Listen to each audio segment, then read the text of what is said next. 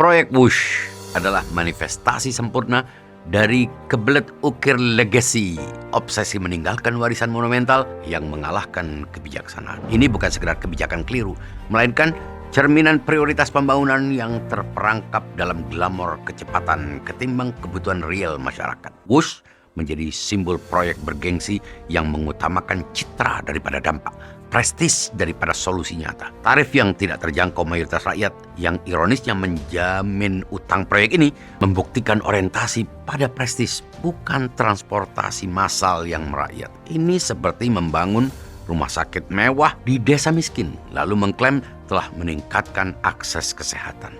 Kontrasnya mencolok, sementara Wush melaju kencang, mayoritas rakyat masih bergelut dengan KRL sesak, bus yang terjebak macet, dan angkutan konvensional dengan standar keselamatan usang. Dana triliunan yang terserap proyek ini, jika dialokasikan untuk transportasi massal terjangkau, akan memberikan manfaat jauh lebih luas. Bayangkan berapa banyak KRL baru, jalur bus cepat, atau renovasi stasiun yang bisa terwujud. Tetapi perbaikan membosankan seperti itu tidak menghasilkan foto yang menarik perhatian atau kebanggaan dalam pidato kenegaraan. Dalam kalkulasi politik simbolik, satu kereta cepat mewah jauh lebih bernilai daripada 1000 bus layak. Kita mendengar nama Wush, berhentilah dari kekaguman yang dipaksakan. Ini bukan hanya suara kereta yang melintas, itu suara utang puluhan triliun yang melesat, suara jaminan pemerintah yang dikeluarkan dengan enteng, suara kepiluan tentang negeri yang lebih bangga dengan kecepatan semu ketimbang ketahanan ekonomi nyata. Ini adalah studi kasus klasik tentang proyek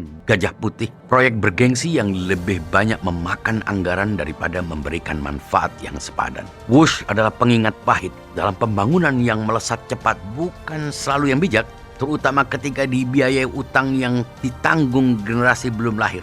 Mereka akan mewarisi proyek usang secara teknologi, tetapi utangnya makin segar dan berbunga. Ini warisan kita. Sebuah kereta yang membawa segelintir penumpang lebih cepat, sementara ratusan juta rakyat yang membayarnya masih terjebak kemacetan dengan beban hutang tambahan. Dan ketika anak cucu bertanya, mengapa kita bayar utang untuk kereta yang tak pernah kita naiki? Kita hanya bisa menjawab jujur, karena dulu kita memilih kecepatan daripada kebijaksanaan, prestis daripada kepentingan publik, dan monumen daripada perubahan sesungguhnya. Wush, itulah suara akal sehat yang menguap meninggalkan tagihan dalam rupiah, kepercayaan publik yang terkikis, dan generasi masa depan yang dibebani untuk proyek yang mereka tak pernah minta. Pertanyaannya bukan apakah kita mampu membangun kereta cepat, melainkan apakah kita bijaksana memilih apa yang dibangun terlebih dahulu.